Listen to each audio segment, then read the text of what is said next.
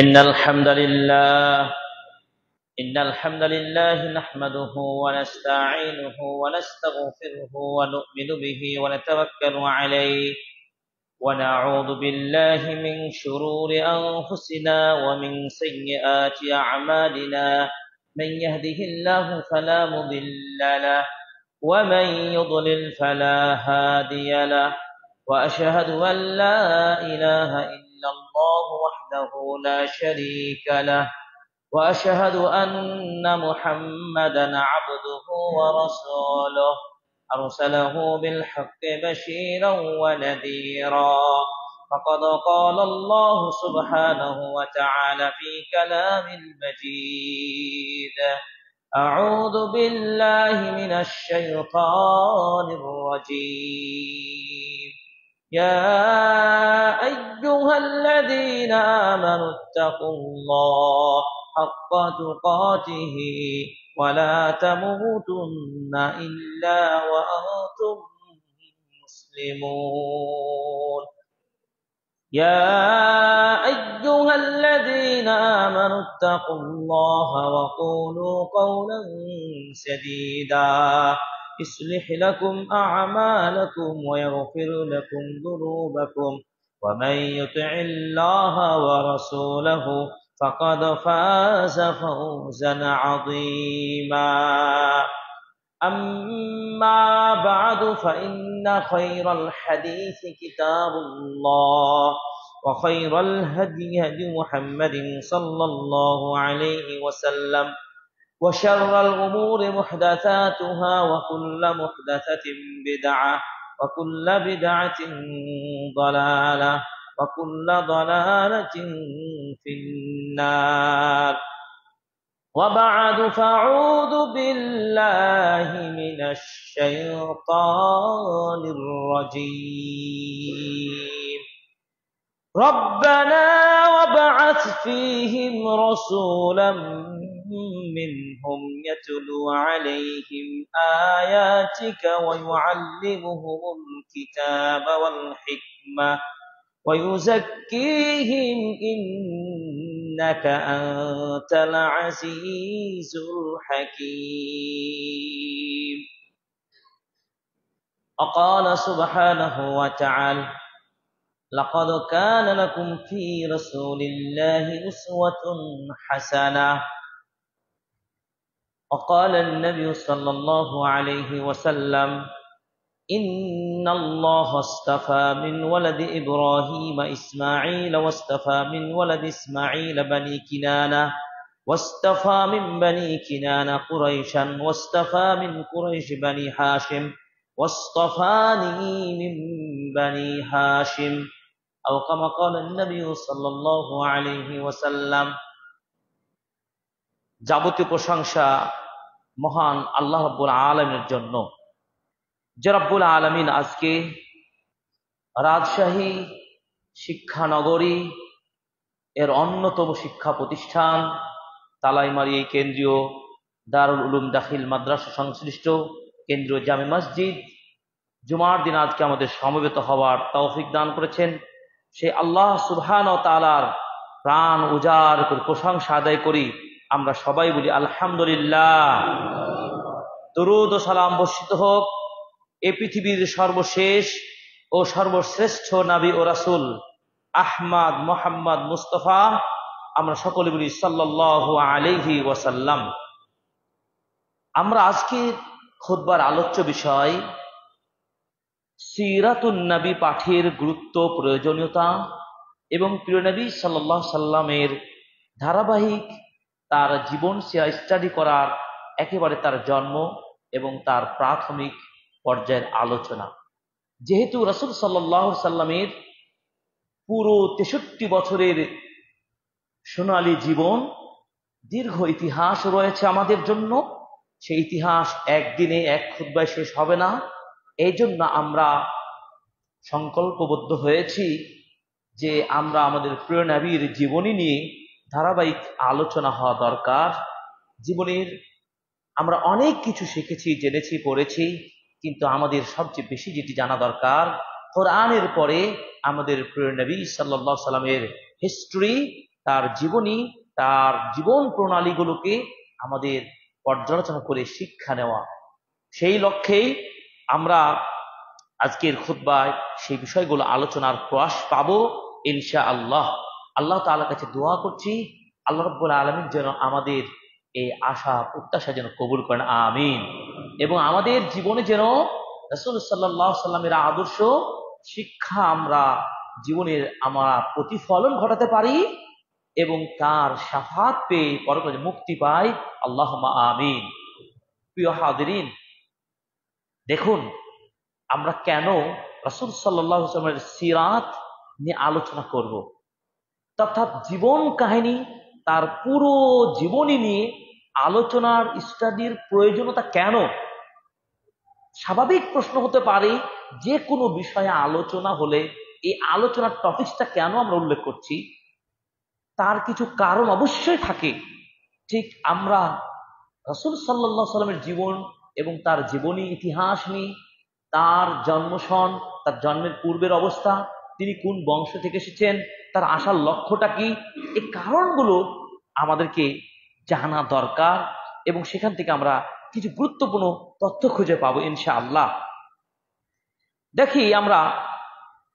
দেখুন রাসূল সাল্লাল্লাহু আলাইহি ওয়াসাল্লাম হচ্ছেন ঈমানের 6টা আরকান রয়েছে। কয়টি? 6টি আরকান, ভিত্তি রয়েছে। সেই 6টি কি?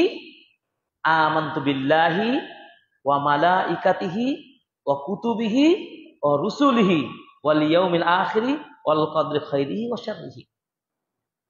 এক আল্লাহর প্রতি দৃঢ় বিশ্বাস, সমস্ত ফেরেশতা আল্লাহর সৃষ্টি বিশ্বাস, আল্লাহর সকল কিতাব নাজিলকৃত কিতাবের উপর দৃঢ় বিশ্বাস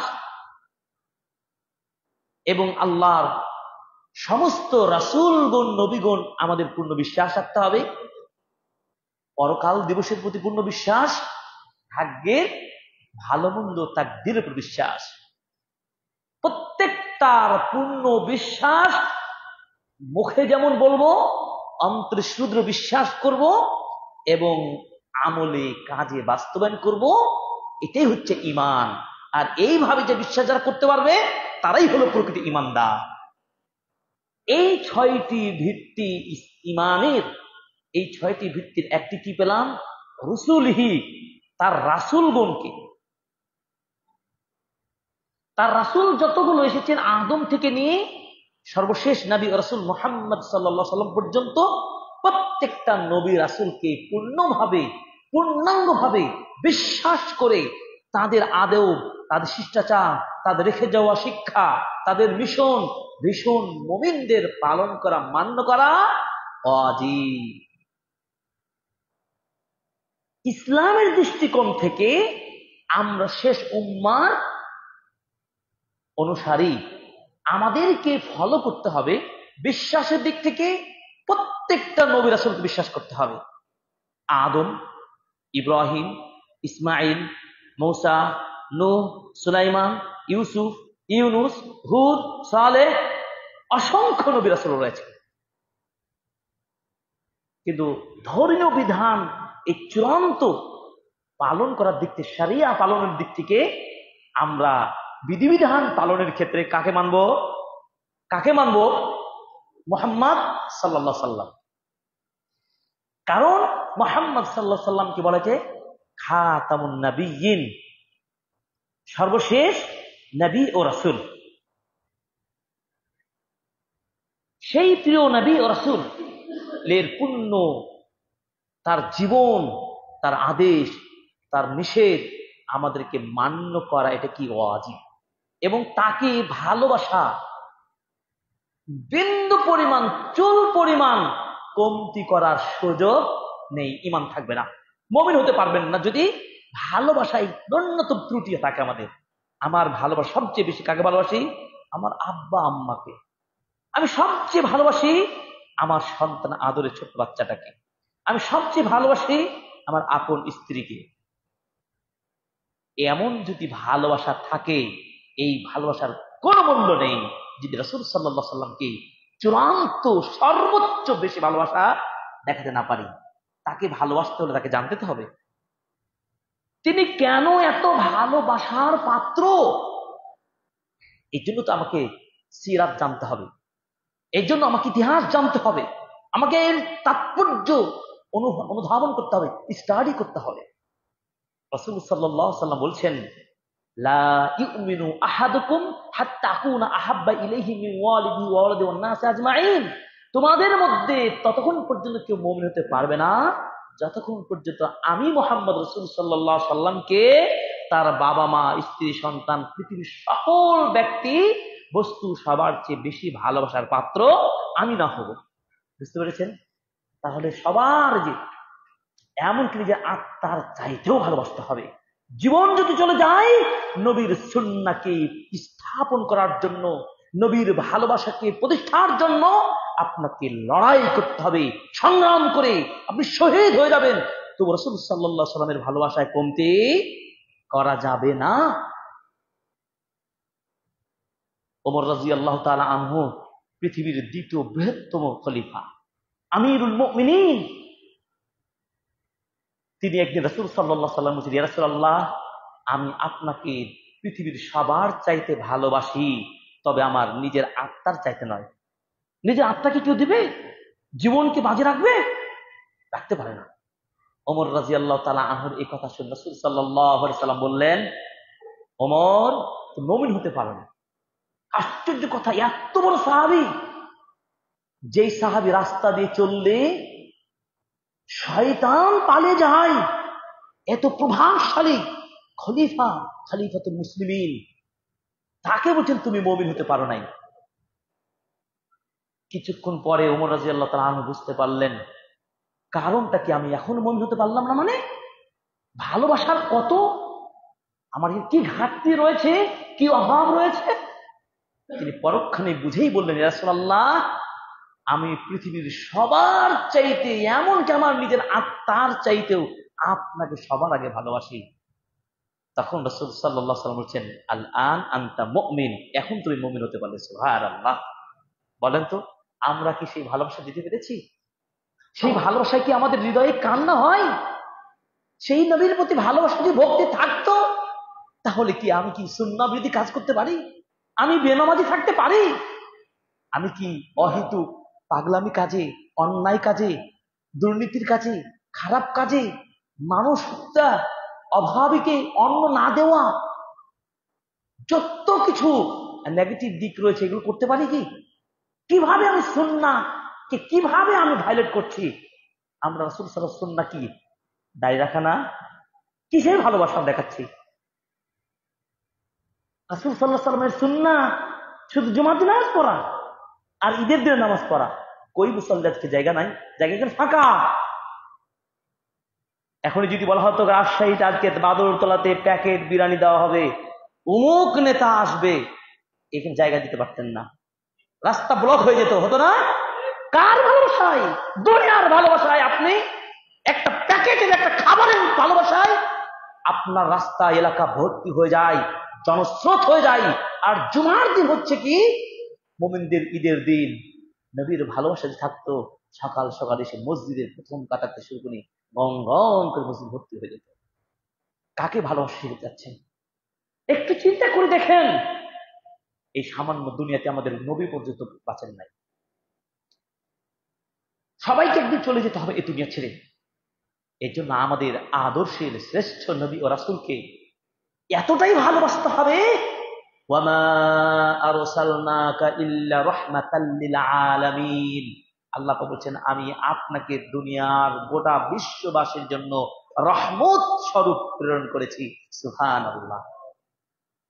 চিন্তা করতে পারেন, তিনি রহমতের নবী, দয়ার নবী, ভালোবাসার নবী, আদর্শের নবী, মানব দরদী, এতিমদের, হতভাগাদের আশ্রয় দানকারী নবী, অতিথিদের আপ্যায়ন করার নবী, দিন প্রতিষ্ঠার দায়িত্বে যাকে দেওয়া হয়েছিল তিনি সেই নবী। সেই নবীকে নিয়ে আমাদের স্টাডি হওয়া দরকার এবং আলোচনা দরকার। এই জন্য আমরা সিরাত নিয়ে আলোচনা কেন করব, এই বিষয়গুলো বলতে গিয়ে আমরা মূল আলোচনায় চলে যাব ইনশাআল্লাহ। দেখুন,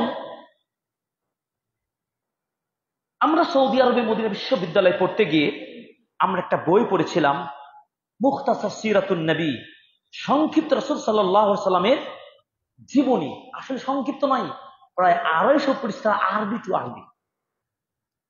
সেই বইয়ে বেশ কিছু কারণ শুরুতে নিয়ে এসেছেন, যে আমি সেই বইটার আলোকে আপনাদেরকে আমরা বলবো। বলছেন ওয়ালা ইয়াতাসাওয়ারু ইসলাম বিলা সুন্নাতিন, ইসলামকে কোনোভাবে আপনি ইমাজিন, কল্পনাই করতে পারেন না বেলা সুন্নাহ, সুন্নাহ ছাড়া। চিন্তা করতে পারেন? ক্বালা আলাইহিস সালাতু ওয়াস সালাম, রাসূল সাল্লাল্লাহু আলাইহি ওয়াসাল্লাম বলছেন, আলা ইন্নী উতিতুল কুরআনা ওয়া মিসলাহু মাআহু, ওই পৃথিবীর মানুষ জেনে রাখো, আমি এই দুনিয়ার বুকে প্রেরিত হয়েছি, প্রাপ্ত হয়েছি আল্লাহর কিতাব আল কোরআন, এবং তার সাথে আরেকটি বিষয় ছিল সুন্নাহ।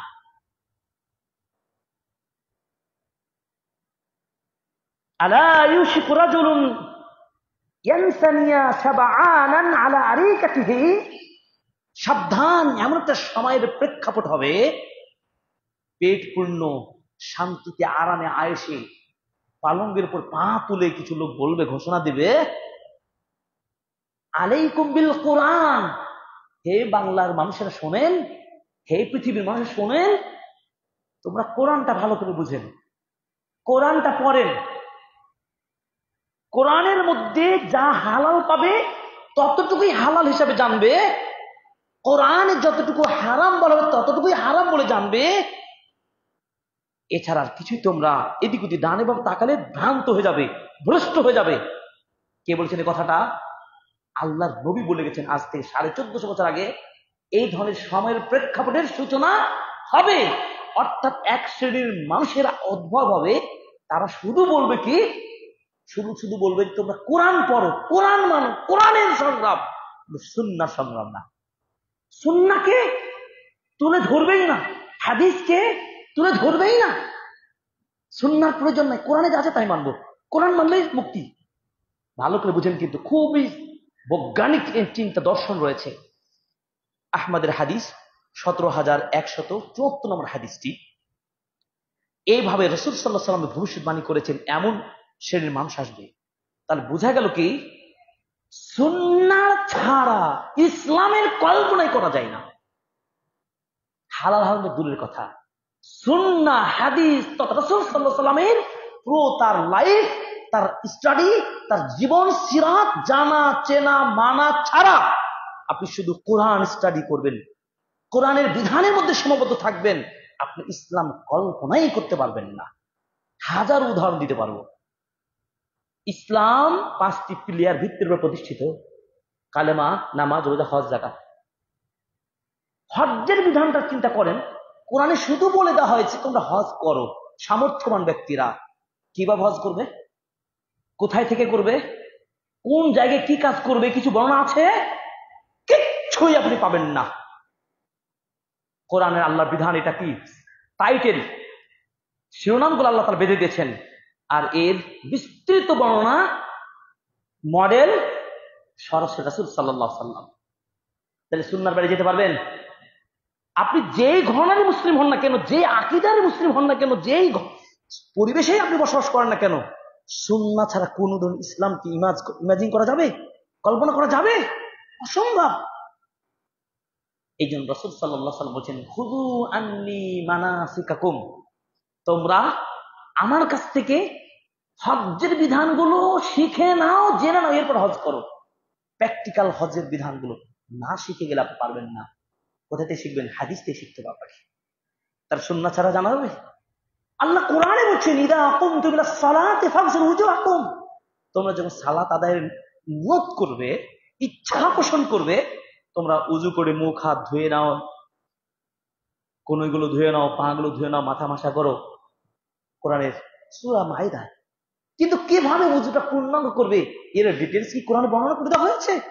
একটা ধারণা দেওয়া হয়েছে, আল্লাহ নির্দেশ দিয়েছেন।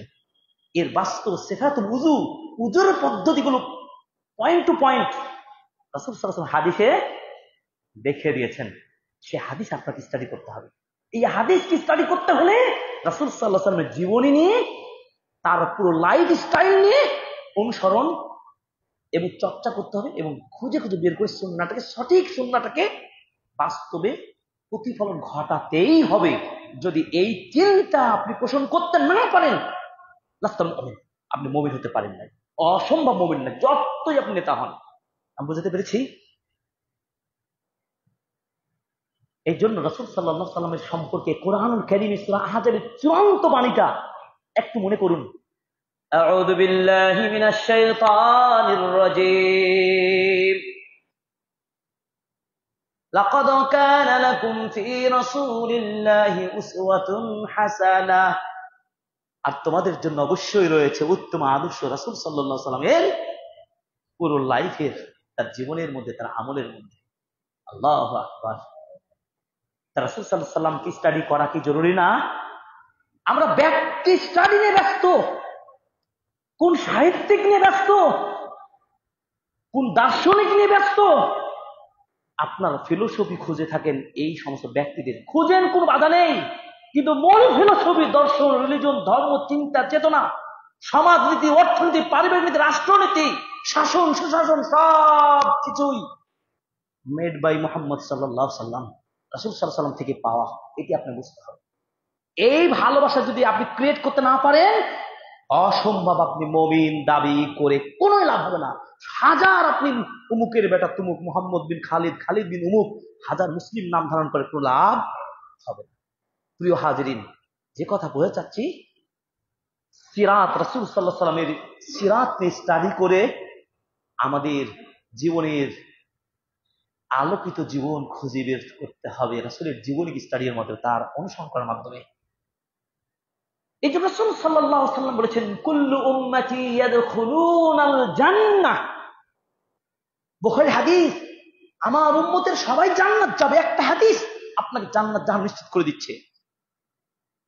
আমার উম্মতের সবাই জান্নাত যাবে, ইল্লা মান আবা, শুধু আবা ব্যতীত। সাহাবীগণ প্রশ্ন করি, ইয়া রাসূলুল্লাহ, আবা তাহলে কোন শ্রেণীর মানুষ? আরবি শব্দ হামজা বা এবং গলিয়া আবা। আবা কারা? তারা জাহান্নাম যাবে? এবার জবাবে বললেন, মান আতাআনি দাখালাল জান্নাহ ওয়া মান আসানি ফাকাদ আবা। যারা আমার আনুগত্য করবে, আমার অনুসরণ করবে, আমার দেখানো অনুসরণ করে যারা মেনে চলবে, তারাই যাবে জান্নাতে। আর যারা আমার অনুসরণ করবে না, তারাই যাবে জাহান্নামে। পরিষ্কার কথা না? কোরআনে একাধিক আয়াতে রয়েছেন, قل إن كنتم تحبون الله فاتبعوني يحببكم الله। আল্লাহ পাক বলছেন, তোমরা যদি আল্লাহকে, তার নবীকে ভালোবাসতে চাও, আল্লাহর ভালোবাসা যদি পাওয়া যায় তাহলে জান্নাত পেয়ে যাবেন। কিন্তু আল্লাহর ভালোবাসা সহজে তো পাবেন না, পাওয়ার রাস্তা আছে।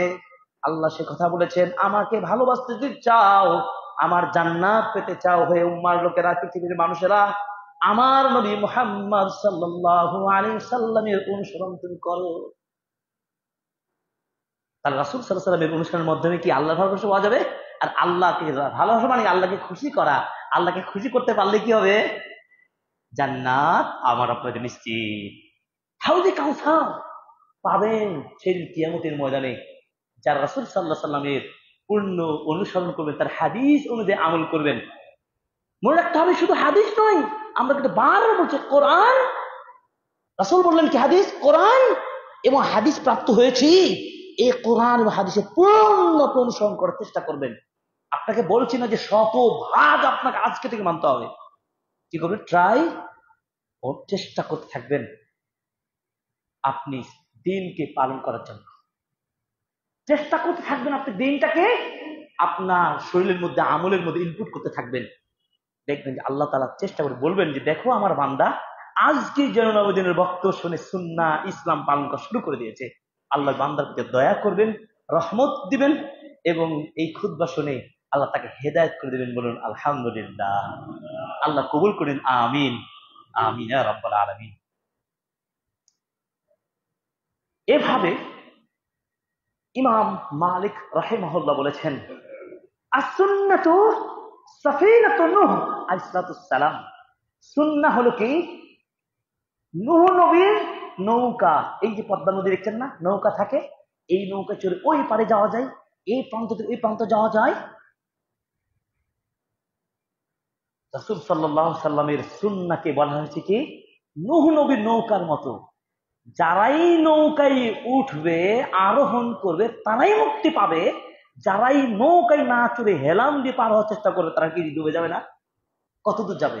1 মাইল, 2 মাইল, 3 মাইল যাবে, কিন্তু শত শত মাইল ওই প্রান্ত যেতে পারবেন।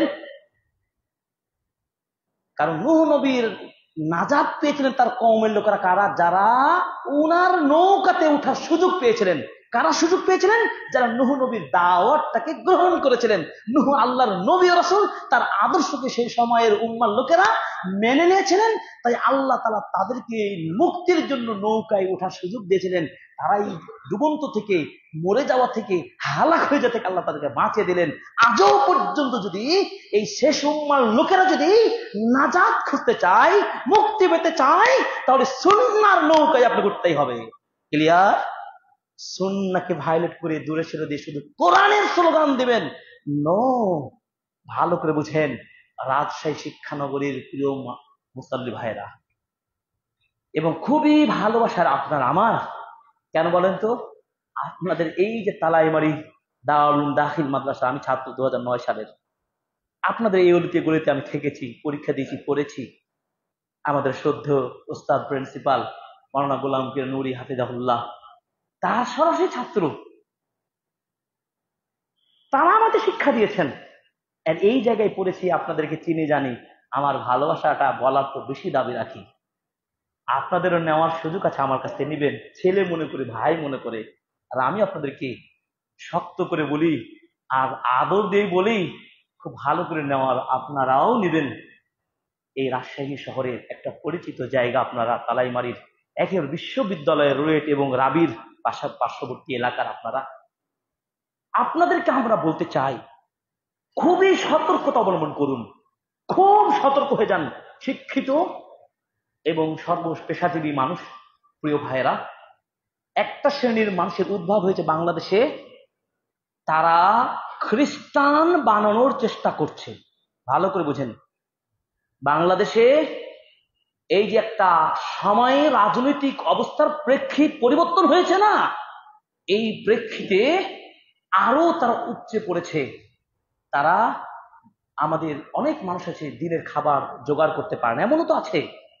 টাকার লোভ দেখে, গাড়ি বাড়ি, পশু পাখি, গবাদি পশু ইত্যাদি বিভিন্ন টোপ দেখে, ঋণ দেওয়ার নাম দিয়ে বিভিন্ন কলা কৌশলে কমলবতী সাধারণ আমাদের মুসলিম ভাই বোন মাদেরকে ইমান হারিয়ে খ্রিস্টান বানিয়ে ফেলছে, ভ্রান্ত মতবাদের দিকে নিয়ে যাচ্ছে। আপনি ইমানকে বিক্রি করে দিচ্ছে, কি থাকবে আপনার? আমি বুঝাতে পেরেছি? আপনার যে ইমানটুকু চলে যায়, আপনার এই ইসলামী লেবাস পরে দিন পালন করলে লাভ হবে? আপনাকে যদি বলি যে আপনার আমাকেই মানেন, আমি যে দর্শনের কথা বলবো, আমি যেই পথে বলবো, আমাকেই ফলো করেন, follow to me, follow me, যাই বলি মানবেন। আমার ততটুকু কথা শুনবেন যতটুকু কোরআন ও সুন্নাহর সাথে, ইসলামের সাথে দলিল ভিত্তিক জীবন দর্শন পাবেন, এর বাইরে যেতে পারবেন না। পৃথিবীর যতই আপনার লোভ দেখানো হোক, যে ক্ষমতার লোভ দেখানো হোক, ইসলামকে কেউ বিক্রি করতে পারবেন? ভাইরা, এই ব্যাপারে সতর্ক হন। ওই ভ্রান্ত গোষ্ঠীরা যদি আসে, তাদেরকে ধোলাই করতে হবে, যারা আপনার ইমান নিয়ে খেলাধুলা করবে।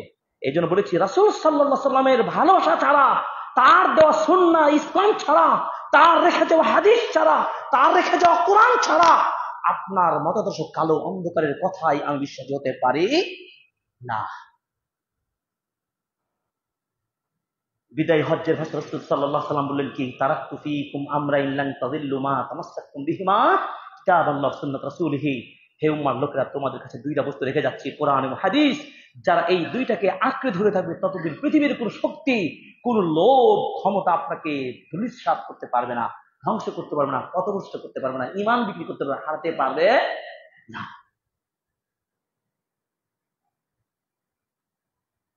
তারা যেই শ্রেণীর হোক, আপনারা, আমরা যে রাজশাহী শিক্ষানগরী, আমরা বেশিরভাগ শিক্ষিত মানুষ আলহামদুলিল্লাহ। এই জন্য খুব সতর্ক থাকবেন। ধর্মের নাম দিয়ে একটু যদি লোভ দেখানোর কোনো পায়তারা খোঁজা পাওয়া যায়, দেখবেন সাবধান হয়ে যাবেন, এই হচ্ছে কোন একটা গোষ্ঠীর লোক।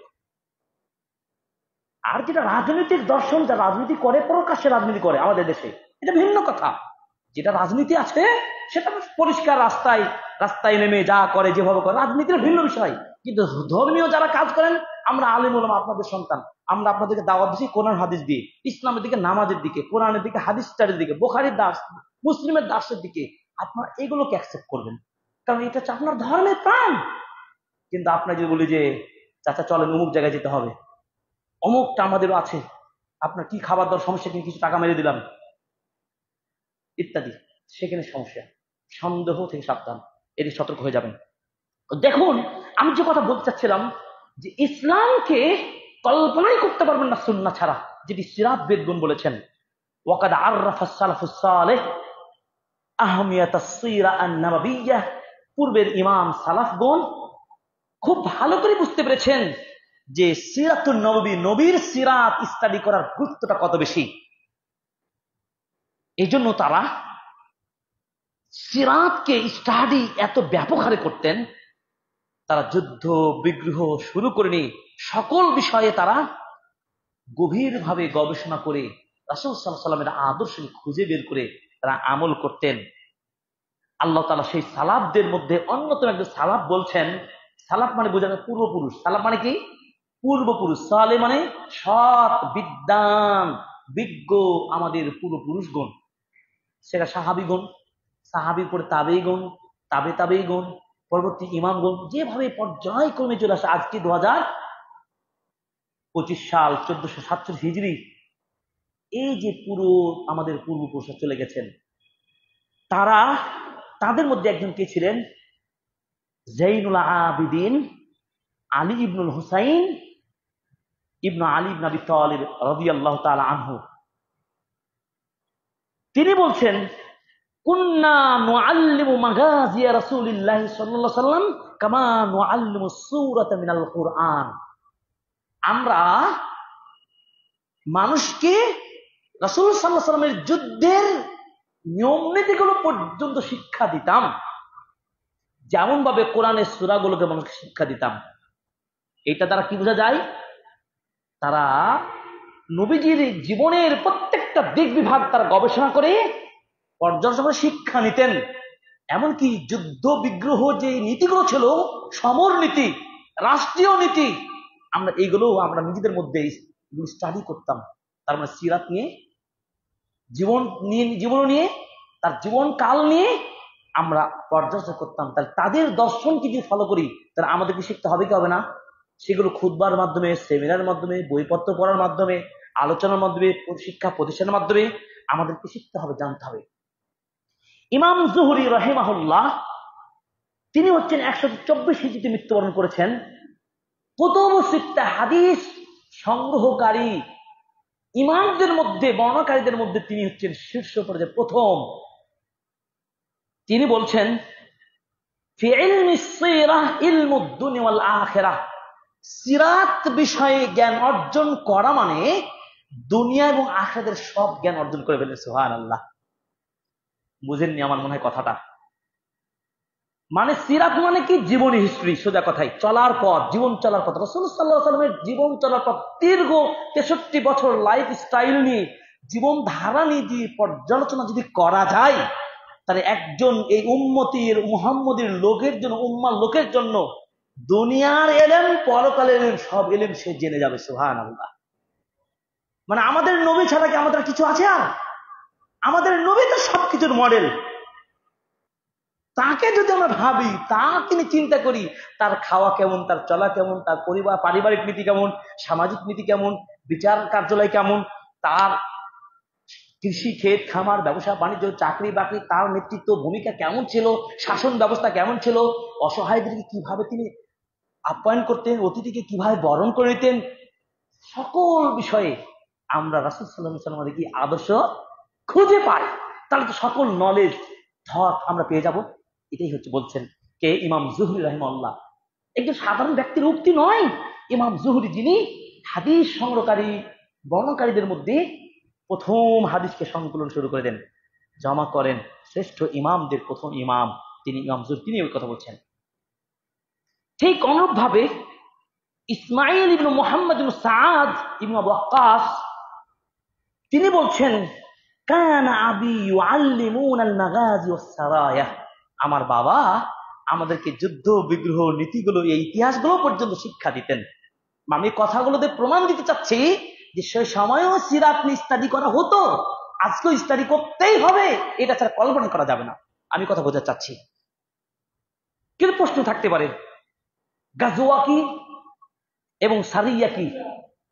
এটা সহিহ বুখারীর এই শব্দগুলো ব্যবহার হয়েছে। গাজওয়া হলো যে যুদ্ধে নবী সাল্লাল্লাহু আলাইহি ওয়াসাল্লাম সরাসরি নেতৃত্ব দিয়েছেন। বদরের যুদ্ধ, উহুদের যুদ্ধে, দ্বিতীয় হিজরিতে বদর যুদ্ধ, তৃতীয় হিজরিতে উহুদের যুদ্ধ, চতুর্থ হিজরিতে খাইবারের যুদ্ধ, পঞ্চম হিজরিতে আহজাব খন্দকের যুদ্ধ, ষষ্ঠ হচ্ছে আপনার হুদাইবিয়া সন্ধি, সপ্তম হচ্ছে কি এভাবে অষ্টম হিজরি মক্কা বিজয়, 9 হিজরিতে হচ্ছে আপনার তাবুকের যুদ্ধ, 10 হিজরিতে রাসূল সাল্লাল্লাহু আলাইহি ওয়াসাল্লামের বিদায়ী হজ্জের ভাষণ, 11 হিজরিতে রাসূলের মৃত্যু, এই রাসূলের জীবন।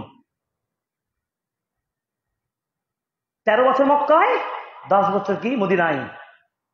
এই 23 বছর তার ইসলামের দায়িত্ব যে নবুয়ত পেয়েছেন, এটা তার জীবনকাল। এই 23 বছরে পূর্ণাঙ্গ ইসলাম তিনি প্রতিষ্ঠা করে গেছেন, আলহামদুলিল্লাহ। সেই বিদায় হজ্জের 10ম হিজরিতে রাসূল সাল্লাল্লাহু আলাইহি ওয়াসাল্লাম দাঁড়িয়ে বক্তব্য দিচ্ছিলেন আর বলছিলেন, হে উম্মার লোকেরা, তোমরা সাক্ষী থাকো, আমি কি ইসলামকে তোমাদের কাছে পৌঁছে দিতে পেরেছি? আলা হাল বাল্লাগতু, আমি কি আমার উপর অর্পিত দায়িত্ব তোমাদেরকে পৌঁছাতে পেরেছি? কেমন নেতা ছিলেন আমাদের আদর্শের নেতা প্রিয় নবী মুহাম্মদ সাল্লাল্লাহু আলাইহি ওয়াসাল্লাম, কি দায়িত্ববান ছিলেন। তিনি দায়িত্বের কথা জাতির সামনে তুলে ধরছেন যে আল্লাহ আমার কাঁধে চাপিয়ে দিয়েছেন এই দ্বীনের দায়িত্ব, এই ইসলামের দায়িত্ব, আমি কি তোমাদের কাছে পৌঁছাতে পেরেছি? এমন নেতা হন। এই নেতার গুণ আমাদের নবীর থেকে নিতে হবে, জবাব দিতে আপনাকে করতে হবে, নেতাদের দায়িত্ব জ্ঞানে থাকতে হবে।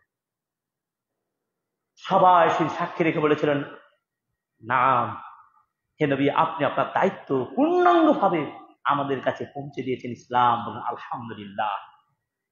আল্লাহ তাআলা কোরআন আয়াত নাজিল করে তার পক্ষে প্রমাণ দিয়ে দিলেন, আউযু বিল্লাহি মিনাশ শাইতানির রাজীম, আল ইয়াওমা আকমালতু লাকুম দীনাকুম ওয়া আতমামতু আলাইকুম নি'মাতি ওয়া রাদিতু লাকুমুল ইসলাম দীনা। মুহাম্মদ সাল্লাল্লাহু আলাইহি ওয়াসাল্লাম, আজকের দিন আমি এই দিনকে পূর্ণাঙ্গ করে দিলাম, আলহামদুলিল্লাহ, এবং তোমাদের জন্য আমি ইসলামকে একমাত্র ধর্ম মনোনীত করেছি, এবং আমি খুশি হয়ে গেলাম তোমাদের প্রতি, তোমরা এই দিনকে গ্রহণ করেছো। সুবহানাল্লাহ। এই জন্য একটা হাদিস শিখে রাখেন, একটা ছোট্ট দোয়া, মাত্র 30 সেকেন্ডের একটা দোয়া। রাসূল সাল্লাল্লাহু আলাইহি ওয়াসাল্লাম বলেছেন, সকালে যে ব্যক্তি 3 বার বলবে, সন্ধ্যায় 3 বার বলবে, আল্লাহ তাআলা তার উপর খুশি হয়ে তাকে জান্নাত দিয়েই ছাড়বেন ইনশাআল্লাহ। আলহামদুলিল্লাহ। ছোট্ট দোয়াটা পারবেন না বলতে? রাযীতু বিল্লাহি রাব্বাও, বলেন আমার সাথে, রাযীতু বিল্লাহি রাব্বাও অবিল ইসলাম দীনা অবি মুহাম্মদ সাল্লাল্লাহু আলাইহি ওয়াসাল্লাম নবিয়্যা। মানে আমি ইসলাম পেয়ে, আমি আল্লাহকে রব হিসেবে পেয়ে খুশি।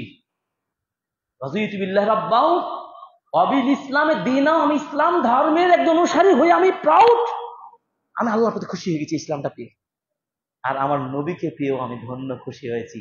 3টা কথা 3 বার করে যদি সকালে বলতে পারেন, ফজরের সালাত আদায় করে, আসর থেকে মাগরিবের মধ্যে 3 বার বলতে পারেন, আল্লাহ তাআলা তাকে জান্নাত দিবেন ইনশাআল্লাহ। সুবহানাল্লাহ। বুখারী হাদিস। চিন্তা করতে পারেন আমল, সেই ইসলাম আমরা পেয়েছি। সেই ইসলাম স্টাডি করতে হলে, জানতে হলে সিরাতুন নবী পড়তেই হবে। আজকে থেকে সিরাতুন নবীর বই আপনারা ক্রয় করা শুরু করেন। লেকচার তো উস্তাদদের নিকট শুনবেন। আমরা রাজশাহী বিশ্ববিদ্যালয় ইসলাম স্টাডিজে পড়াশোনা করেছি। প্রফেসর আবুল খায়ের স্যার তিনি ছিলেন, তিনি মারা গেছেন, রাহিমাহুল্লাহ রাহমাতান ওয়াসিআহ। তিনি সিরাতুন নবী সাবজেক্টটা পড়াতেন, এত হাই ডিপ আলোচনা করতেন। তখন তো ছোট ছিলাম। এরপরে মদিনা বিশ্ববিদ্যালয়ে পড়তে গেলাম আবার স্কলারশিপ নিয়ে, সেখানে আমার এই শেষ বর্ষে পড়লাম এই সাবজেক্ট। এই তো জানুয়ারিতে আমি এসেছি। কি গভীর আলোচনা! সে 4.5 বছর মদিনায় থেকেছি। আল্লাহু আকবার। নবী সাল্লাল্লাহু আলাইহি সাল্লামের তার অলিতে গলিতে চলাফেরা, সে রাস্তার মতো ছিলাম, শুধু ভাবি এই জায়গায় নবী ছিলেন। কি মদিনাবাসীর চিন্তা, কি সুন্নাহ পালনে ধ্যান তাদের। আল্লাহু আকবার। আপনি কল্পনা করতে পারবেন না, যারা হাজি গেছেন, সম্মানিত হাজি উমরাকারী যারা গেছেন, তারা দেখেছেন মদিনার পিওর ইসলাম পালন। পিওর ইসলাম কেন বললাম? আজকালকার সবকিছু তো পিওর না লাগলে সমস্যা। পিওর মানে খাঁটি ইসলাম তারা পালন করে, আলহামদুলিল্লাহ। কোনো ভেজাল নাই এখানে। আপনার আমার দেশে প্রোডাক্টে ভেজাল হয়ে যাচ্ছে না ভাই? ভেজালে ভরা। দিন পালনে ভেজালের শেষ নেই। ইসলামের মধ্যে ভেজাল ঢোকাতে কত দল অপদল, কত খানকা, কত মাজার, কত কি নাই। এই যে মক্কাতে আছে, মদিনায় আছে, একটা খানকা পীর দেখান, একটা লিফলেট, ভ্রান্ত লিফলেট আপনি দেখেন। আলহামদুলিল্লাহ, এই 4.5 বছর মদিনায় থাকলাম, নবী সাল্লাল্লাহু আলাইহি সাল্লামের জন্ম দিবসকে লক্ষ্য করে একটা কিছু আয়োজন পৃথিবীর ইতিহাসে রেকর্ড নাই, আমার চোখে পড়ে নাই। একজন আগন্তুক ইয়ামান থেকে বলেন, আমেরিকা থেকে বলেন, বাংলাদেশ থেকে বলেন, হাজারো মানুষ ভিজিটররা যাচ্ছেন। একজন সৌদি আরবের হাদিস আকীদা বিভাগের প্রফেসর ডক্টর আব্দুর রাজ্জাক আল বদর 10 নম্বর গেটে দেখবেন মসজিদ নববীতে দাস দিয়ে থাকেন, হাজার হাজার ছাত্র তার দাসে বসেছেন। কোন একজন ভিজিটর এসে প্রশ্ন করছেন, ব্যাপারটা কি? সারা জীবন আফগানিস্তান থাকলাম, বাংলাদেশ থাকলাম, আমেরিকা থাকলাম, ইত্যাদি ইত্যাদি ইত্যাদি ইতিসি, আমাদের দেশে নবীর জন্ম দিবসকে লক্ষ্য করে একটা বিশাল আয়োজন করা হয়, কিন্তু আমি এই মক্কাতে অবস্থান করছি, মদিনা অবস্থান করছি, কোনো আয়োজন দেখতে পাচ্ছি না। পতাকা নাই, কোনো আতরবাজি নাই, কোনো সবুজ পাগড়ি নাই, কোনো মিছিল নাই, কোনো মিটিং নাই, কোনো হালুয়া রুটি নাই, কিচ্ছু নাই। ব্যাপারটা কি? নবীকে ভালোবাসে না নাকি মদিনাবাসী? নবীকে কি ভালোবাসে না মদিনাবাসী? আশ্চর্য কথা। তিনি বললেন, এটাই মদিনার ভালোবাসা। গতকালেও যা দেখেছেন, আজও তা দেখেছেন। সারা জীবন নবীর প্রতি ভালোবাসা, আমলে অনুসরণে। বলেন কি বললাম? আমলে অনুসরণে, কোন হালুয়া রুটির আয়োজন করে নয়। অর্থাৎ মিলাদুন নবী, নবী সাল্লাল্লাহু আলাইহি সাল্লামের জন্ম দিবসকে লক্ষ্য করে বিশেষ করে আয়োজন করা এটি ধর্মের, রিলিজনে কোনো থটে পড়ে নাই। যেটা ইসলামে নাই সেটা আপনি কেন করবেন রে ভাই? কেন আপনি করবেন? কেন সেখানে চাঁদা দিবেন? আপনি তো এমনিতেই ইবাদতে দুর্বল, এমনিতেই যেগুলো আদেশকৃত আমলগুলো করতে পারছেন না, নিষেধগুলো বর্জন করতে পারছেন না, উদ্ভ্রান্ত আবার নতুন কিছু কাজ তৈরি করছেন ধর্মের মধ্যে। আলা আলা কুল্লুকুম বেদাহ, প্রত্যেকটা বেদাত ভ্রান্ত। দিনের মাঝে নতুন কিছু কোনটা বেদাত বলা হয়। ভালো মনে করছেন, ভালোবাসা দেখাচ্ছেন, একদিন ভালোবাসা, সিন্নি ভিডি ভিডি ভালো মন্দ খাওয়া দাওয়া করে সবুজ পাগড়ি পরে মিছিল করে দিবেন, তাজে রেখে দেবেন, এটা না ভালোবাসা? ভালোবাসা এটার নাম ভালোবাসা নয়। আমলে, আদবে, সংস্কৃতি সবকিছুতে রাসূল সাল্লাল্লাহু আলাইহি ওয়াসাল্লামের হুব্বুন নবী, ভালোবাসা, সম্মান দেখানোর নাম হচ্ছে কি? ভালোবাসা। সুতরাং বুঝাতে পারলাম, এই তালাইমার ইবাদত তালা মসজিদের মুসাল্লিরা সম্মানিত যারা রয়েছেন, মিলাদুন নবী বলে কোন অনুষ্ঠান পৃথিবীর ইতিহাসে ইসলামে নাই। এগুলো আমরা করবো না। আমরা করব কি? আমরা চেষ্টা করব নবীর ইতিহাসগুলো, তার জীবনীগুলো পর্যালোচনা করব, সেমিনার করব, শিক্ষার কেন্দ্র গড়ে তুলবো, আমল করব, গড়ে উঠবো, তৈরি হব, দিন ইসলামকে পূর্ণাঙ্গ সঠিক উপায়ে আমল করবো ইনশাআল্লাহ, বেদাত করে নয়। আল্লাহ তাআলা আমাদের তৌফিক দান করুন, আমিন। এভাবে ইমাম ইবনুল কাইয়্যিম রাহিমাহুল্লাহ বলেছেন। ইবনু হাজাম আয-যাহিরি তিনি বলেছেন, ইন্না সিরাতা মুহাম্মদ সাল্লাল্লাহু আলাইহি ওয়াসাল্লাম লিমান তাদাব্বারাহা তাকতাযিয়া তাসদীকাহু যুবুরাতান। তিনি বলেছেন, মুহাম্মদ সাল্লাল্লাহু আলাইহি ওয়াসাল্লামের জীবন চরিত যারাই গভীরভাবে স্টাডি করবে, চিন্তা করবে, তারা আবশ্যিকভাবে তার সত্যকে স্বীকার করতে বাধ্য হবে। পৃথিবীর অনেক ইতিহাস এই নবযুগেও পাবেন, অনেক দার্শনিক বৈজ্ঞানিক রয়েছে, তারা রাসূল সাল্লাল্লাহু আলাইহি ওয়াসাল্লামের জীবনী নিয়ে যখনই হায়ার স্টাডি করতে গেছেন, তারা মুসলমান হয়ে গেছেন, হয়নি?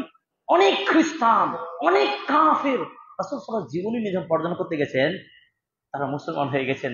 তাই তিনি বলছেন, ইবনে হাজাম আয-যাহিরি, কেউ যদি সত্যিকার মন খোলাসা নিয়ে রাসূলের জীবনী পড়া শুরু করেন, আপনি পাপ করতে না, পাপ করবেন না।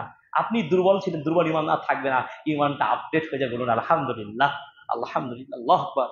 এবং তিনি নিশ্চিত ভাবে ঘোষণা দিবেন, হক নবী, সত্য নবী মুহাম্মদ সাল্লাল্লাহু আলাইহি ওয়াসাল্লাম, তার অনুসরণ করতেই হবে। তাছাড়া হাউজে কাউসারও পাবেন না, জান্নাত তো পাবেন না, কল্পনাই করতে পারেন না। আল্লাহ তাআলা আমাদেরকে এমন চিন্তা যেন না দান করা, আমিন। খাদ্য পানি সব কিছুর চাইতে রাসূল সাল্লাল্লাহু আলাইহি ওয়াসাল্লামের সিরা স্টাডি করব, আমরা পড়াশোনা করব, পর্যালোচনা করব। রাসূল সাল্লাল্লাহু আলাইহি সাল্লামের জীবনের সূচনা অংশটা আলোচনা করতে চেয়েছিলাম, কিন্তু আমাদের খুতবার সময় অলরেডি শেষ।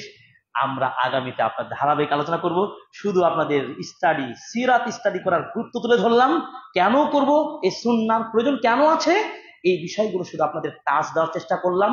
বিস্তারিত আলোচনা ধারাবাহিক আমরা করবো ইনশাআল্লাহ। তবে আপনাদের বলবো একটু বই পড়াশোনা করেন। সিরাতুল নবীর উপর হাজার বই আছে, আর রাহিকুল মাকতুম, সিরাতুল রাসূল, পড়ুন। নবীর চরিত্র ছোট্ট ছোট বই আছে, বড় বই আছে। আপনার বইগুলো রাজশাহী ওয়াহিদ সেমিনারিতে পাবেন। যান, একটু পড়েন, বেশি দাম না, একটু করে কাজের ফাঁকে ফাঁকে করতে থাকুন। এই দাওয়া, এই আহ্বান জানি আজকে খুতবার মূল আলোচনা এখানে শেষ করছি। বারাকাল্লাহু লানা ওয়া লাকুম ফিল কোরআন ওয়া নাফা'না ওয়া ইয়াকুম বিআয়াতিহি ইন্নাকা জামিউল মালিকুর রাউফুর রহিম।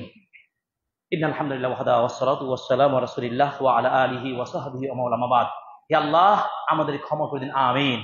হে আল্লাহ, আমাদের অনেকেই অসুস্থ, আল্লাহ তাআলা সুস্থ দান করে, আমিন।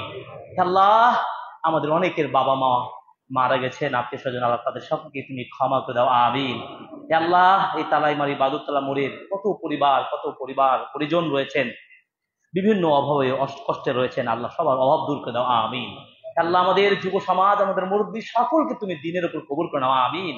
আল্লাহ, তোমার নবীর ভালোবাসা আমাদের হৃদয়ের মধ্যে স্থান দান করুন, আমিন। আল্লাহ, আমাদের ছোট বড় প্রকাশ্যে অত সব ধরনের গুণাগুলো তুমি ক্ষমা করে দাও, আমিন। আল্লাহ, কাল কিয়ামতের মধ্যে নবীর সুপারিশ পেয়ে যেন ধন্য হয়ে জান্নাতের টিকিটটা পেয়ে যায়, আমিন। পৃথিবীর কোন মানুষ জান্নাতের টিকিট দিতে পারবে না, একটাই ব্যক্তি নবী মুহাম্মদ সাল্লাল্লাহু আলাইহি ওয়াসাল্লাম অনুসরণ করলেই আমরা তার ভালোবাসা পেয়ে ধন্য হতে পারবো, এই বিশ্বাস করি। আল্লাহ আমাদের মধ্যে সে ঈমান দান করুন, আমিন। হে আল্লাহ, এই মসজিদ মাদ্রাসাকে কবুল করুন, আমিন।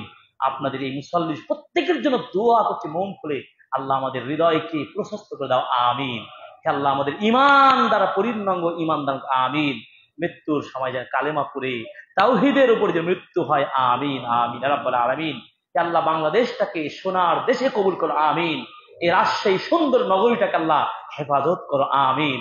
হে আল্লাহ, পুরো বাংলাদেশটাকে আল্লাহ স্বাধীন, সুন্দর একটা সামঞ্জস্যপূর্ণ স্থিতিশীল পরিবেশ নিয়ে আলোকময় জীবন গঠন করার সুন্দর পরিবেশ কামনা করছি, ইয়া রাব্বাল আলামিন।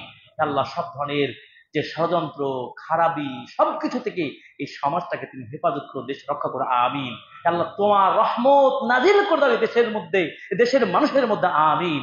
আল্লাহ, পদ্মা নদীর পাড়ে অনেক মানুষ আজকে হতগ্রস্ত রয়েছে, আল্লাহ তাদেরকে তুমি রক্ষা করো, আমিন আমিন ইয়া রব। আল্লাহ, তুমি আমাদের ক্ষমা করো, আমিন। আল্লাহ, বাংলাদেশ সহ বিশ্বের যে কোনো প্রান্তে মুসলিমরা নির্যাতিত হচ্ছে, ফিলিস্তিন, সিরিয়া সহ আল্লাহ সকল মুসলিমদেরকে তুমি হেফাজত করো, আমিন। কাফির ইয়াহুদ দুষ্টিদেরকে তুমি ধ্বংস করে দাও, আমিন। রব্বানা আতিনা ফিদ দুনিয়া হাসানাহ ওয়া ফিল আখিরাতি হাসানাহ ওয়া কিনা আযাবান নার। রব্বিরহামহুমা কামা রাব্বায়ানি সাগীরা, রব্বিরহামহুমা কামা রাব্বায়ানি সাগীরা। আল্লাহুম্মা আজিরনা মিনান নার, আল্লাহুম্মা আজিরনা মিনান নার, اللهم اجرنا من النار. ربنا لا تزغ قلوبنا بعد إذ هديتنا وهب لنا من لدنك رحمة إنك أنت الوهاب. يا رب يا رحمن يا كريم يا ذا الجلال والإكرام. اللهم اجرنا من النار. اللهم نسألك الهدى والتقى والعفاف والغنى. اللهم نسألك الجنة. তিনবার যদি জান্নাত চাও যে আল্লাহ কবুল করে নেন, আমিন। اللهم نسألك الجنة. اللهم نسألك الجنة. اللهم اجرنا من النار، آمين. اللهم اجرنا من النار. اللهم اجرنا من النار. ربنا تقبل منا انك انت السميع العليم وتب علينا انك انت التواب الرحيم. سبحان ربك رب العزة عما يصفون وسلام على المرسلين والحمد لله رب العالمين، آمين آمين. قوموا للصلاة.